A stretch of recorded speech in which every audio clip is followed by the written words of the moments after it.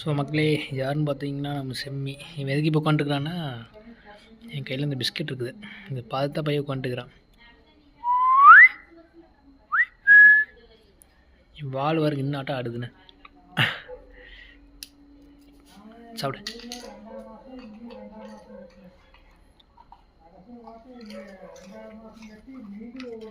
எப்படி அழகாக்குறான் பாருங்க.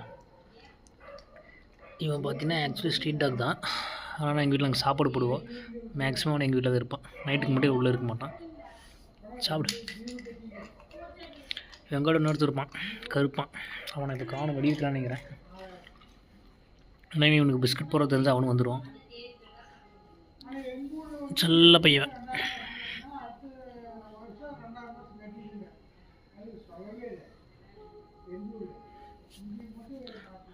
பிக்ராம் பாருங்க, சம்முன்னு.